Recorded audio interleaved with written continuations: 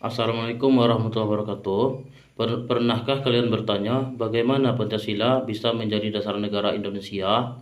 Ternyata Pancasila tidak muncul begitu saja loh.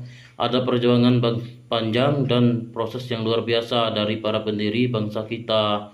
Hari ini saya akan berbagi tentang pelajaran berharga dari sejarah lahirnya Pancasila yang sangat relevan bagi kita sebagai generasi muda. Pada masa pendudukan Jepang yang mulai melemah tahun 1945, Jepang membentuk BPUPKI atau Badan Penyelidik Usaha-Usaha Persiapan Kemerdekaan Indonesia. 29 April 1945, tujuannya untuk mempersiapkan kemerdekaan Indonesia.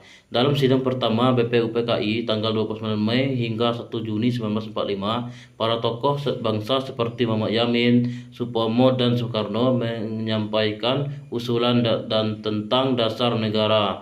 Dan yang paling bersejarah adalah pidato Bung Karno pada 1 Juni 1945 yang melahirkan 5 prinsip yang kita kenal sebagai Pancasila. Tanggal inilah sekarang kita peringati sebagai hari lahir Pancasila. Tapi perjalanan belum selesai. Pada 22 Juni 1945, Panitia 9 yang terdiri dari golongan nasionalis dan golongan Islam merumuskan Piagam Jakarta. Ini penting karena mereka berhasil mencari jalan tengah untuk mengakomodasi perbedaan pendapat terutama soal agama.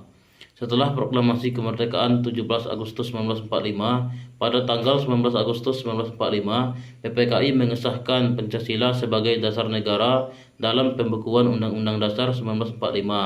Rumusan akhir dibuat lebih inklusif agar kita bisa merangkul seluruh rakyat Indonesia tanpa memandang perbedaan agama dan keyakinan. Nah, dari proses panjang ini ada nilai-nilai Pancasila yang sangat menginspirasi.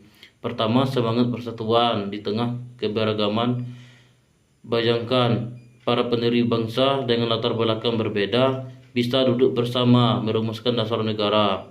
Kedua, musyawarah untuk mencapai mufakat. Mereka tidak memaksakan kehendak, tapi berdialog dan mencari solusi terbaik bersama. Ketiga, toleransi antar umat beragama. Piagam Jakarta menunjukkan bagaimana mereka menghormati perbedaan keyakinan demi persatuan bangsa. Dan keempat, keadilan sosial dan kemanusiaan. Semua proses ini dilakukan demi kepentingan rakyat banyak, bukan golongan tertentu saja. Jadi, teman-teman, mari kita teladani semangat para pendiri bangsa, jaga persatuan, hormati keberagaman, dan jadikan Pancasila bukan hanya sebagai simbol, tapi sebagai cara hidup kita.